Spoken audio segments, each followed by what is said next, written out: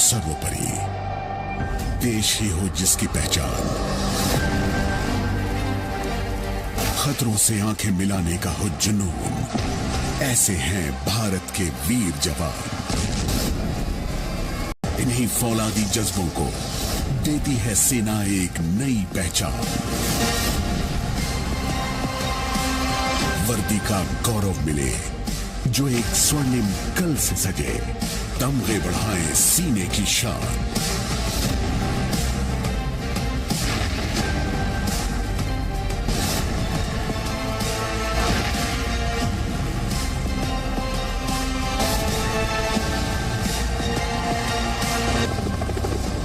बने भारत के अग्निवीर, अग्निवीर बने।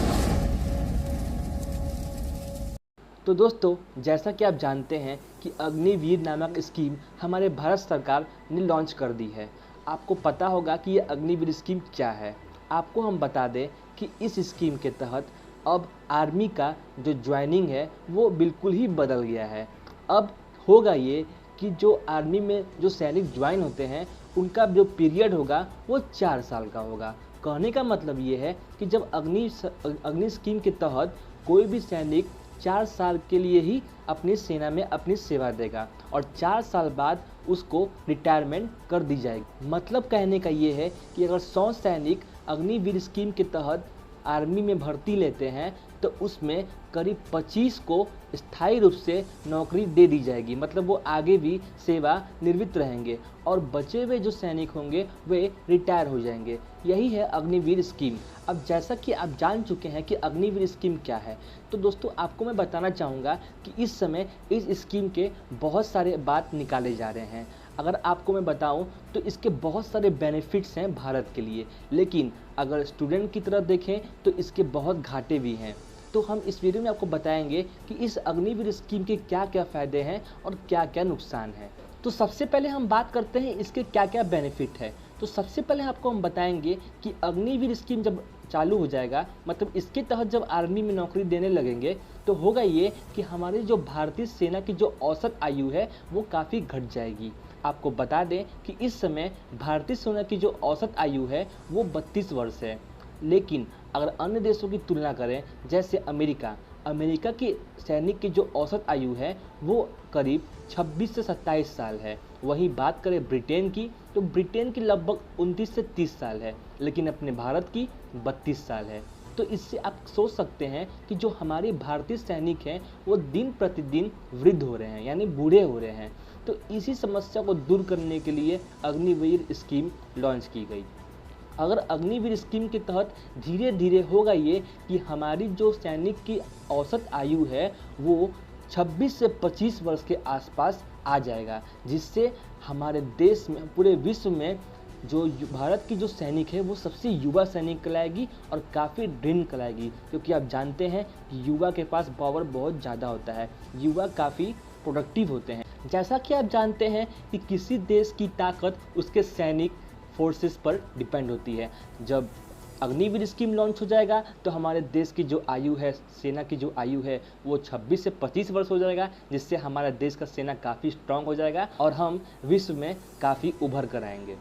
बात करें दूसरे बेनिफिट की, तो आपको बता दें कि अगर अग्निवीर स्कीम अच्छे से लॉन्च हो जाता है, अच्छे से ये कार्य करने लगता है, तो सरकार को इससे बहुत ज़्यादा फायदा होगा। हाँ दोस्तों, अगर ये स्कीम लॉन्च होता है तो सरकार की जो रक्षा बजट है उसमें सरकार को काफ़ी पैसे बच जाएंगे।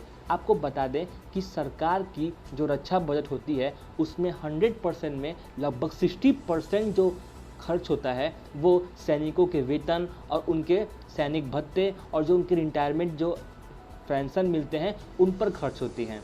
तो सोचिए, 100% में 60% इन्हीं सब में खर्च होते हैं और बचा 40%, तो 40% में ही हम लोग की जो सरकार है वो नए नए आधुनिक हथियार, नए नए मिसाइल्स इत्यादि पे पैसे खर्च कर सकती है, जिससे सरकार चाह कर भी हमारी जो पावर है उसको बढ़ा नहीं पा रही है।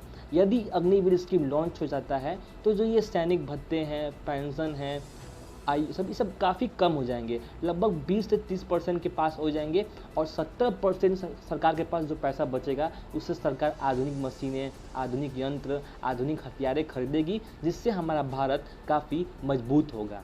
आपको तो पता ही होगा कि चाइना फोर्सेस के मामले में कितना आगे है, यहाँ तक कि वो भारत से भी काफ़ी आगे है। उसका मेन कारण यही है, जो चाइना है वो अपने रक्षा बजट का सिर्फ 30% ही सैनिक भत्ते, वेतन एवं पेंशन में खर्च करता है। बाकी 70% वो अनेकों हथियार बनाने में, खरीदने में, नए नए हथियार, आधुनिक हथियार बनाने में खर्च करता है, जिस कारण आज चाइना देश में, विश्व में काफ़ी आगे है फोर्सेस के मामले में। बात करते हैं तीसरे बेनिफिट की, तो आपको बता दें तीसरा बेनिफिट ये है कि अगर अग्निवीर स्कीम लॉन्च होता है तो हमारे देश में हाईली स्किल्ड वर्क फोर्स काफ़ी ज़्यादा हो जाएंगे, इनकी मात्रता, इनकी प्रोडक्टिव काफ़ी ज़्यादा होंगे। अब जैसा कि आप जानते हैं कि सैनिक जो होते हैं उनमें काफ़ी डिसिप्लिन होती है, डिसिप्लिन के साथ साथ उनकी लीडरशिप क्वालिटी काफ़ी ज़्यादा होती है, तो इससे फ़ायदा हमारे भारत देश को होगा। जैसा कि आप जानते हैं कि सैनिक हर परिस्थिति को संभाल सकता है, हर परिस्थिति को वो झेल सकता है। इस कारण यदि कोई भी भारत में समस्या उत्पन्न होती है तो जो सैनिक 4 साल सेवा कर चुके होंगे और रिटायरमेंट हो जाएंगे तो वो सिविल अवस्था में भी हमारे भारत की जो परिस्थितियाँ हैं उसको समझकर भारत को आगे बढ़ाने में मदद करेंगे। इससे एक और फ़ायदा ये है कि जैसा कि आप जानते हैं कि हमारे भारत के अधिकतर युवाओं का ये सपना होता है कि हम आर्मी में जाएं, एयरफोर्स में जाएं, नेवी में जाएं, यानी कि उनका सपना होता है कि वे देश के लिए कुछ करें। तो गाइस इससे लगभग हर युवा को ये फैसिलिटी मिलेगी कि वो अपने देश के लिए कुछ करे, देश के लिए सेवा करे, क्योंकि लगभग हर युवा को इसमें मौका मिलेगा। हर 4 साल पर जब सैनिक चेंज होंगे तो हर युवा को मौका मिलेगा देश की सेवा करने के लिए। तो जो युवा सोचते हैं कि हमें अपने देश के लिए जान न्यौछावर करना है, हमें अपने देश की सेवा करनी है, तो उन लोगों के लिए भी ये अग्निवीर स्कीम काफ़ी अच्छी है। आपको बता दें कि इस अग्निवीर स्कीम के तहत सरकार युवाओं को लगभग 1 करोड़ की बीमा देगी और उसका जो प्रीमियम है वह सरकार ही भरेगी। तो दोस्तों ये कुछ बेनिफिट था जो मैंने आपको बताया अग्निवीर स्कीम का, लेकिन दोस्तों हर चीज़ का बेनिफिट के साथ साथ डिमेरिट भी होता है। आपको बता दें कि इस अग्निवीर स्कीम का डिमेरिट काफ़ी ज़्यादा है। जैसा कि आप इस समय देख रहे हैं कि बिहार के कई इलाके जैसे आरा, बक्सर, मुजफ्फरपुर इत्यादि बहुत सारे ऐसे इलाके हैं जहां पर इस समय विरोध प्रदर्शन हो रहा है। यहाँ तक कि भारत में भी बहुत सारे ऐसे जगह हैं जहां पर इस अग्निवीर स्कीम की मतलब अपोजिट में काफ़ी विरोध हो रहा है। काफ़ी स्टूडेंट इसके लिए आंदोलन कर रहे हैं और स्टूडेंट का कहना है कि ये स्कीम को बिल्कुल नहीं लागू करना चाहिए। तो इसकी कुछ डिमेरिट है जो कि स्टूडेंट पे काफ़ी प्रभाव डालेगा। सबसे पहले स्टूडेंट का कहना है कि जो आर्मी, एयरफोर्स, नेवी के जितने भी जो ये फोर्सेस होते हैं ये लोग टाइम पे एग्ज़ाम नहीं ले रहे हैं। मेडिकल हो जा रहा है, दौड़ धूप हो जा रहा है, लेकिन एग्ज़ाम नहीं हो रहा है, जिससे स्टूडेंट काफ़ी नाराज़ हैं। बात करते हैं दूसरा कि एज रिलैक्सेशन सभी स्टूडेंट मांग रहे हैं। स्टूडेंट का कहना है कि हमारी तैयारी करते करते हमारी एज 21 से ऊपर हो गई है, तो सरकार को हमें एज रिलैक्सेशन यानी कि हमें आयु की छूट देनी चाहिए, लगभग 2 साल 3 साल की छूट हमें मिलनी चाहिए। कुछ लोगों का कहना है कि मान लीजिए कि सरकार 4 साल के लिए फोर्स में ज्वाइनिंग करने का अवसर दे रही है, तो हम 4 साल ज्वाइनिंग कर लेंगे और 4 साल बाद हमारी रिटायरमेंट हो जाएगी, तो उन 4 सालों में हम पढ़ाई तो कर नहीं पाएंगे, पढ़ाई से हमारा सारा लिंक टूट जाएगा और जब पढ़ाई से लिंक टूट जाएगा तो उन 4 साल के बाद हमें क्या करने को मिलेगा, हम कौन सी नौकरी कर पाएंगे, हमारा भविष्य तो अंधकार हो जाएगा।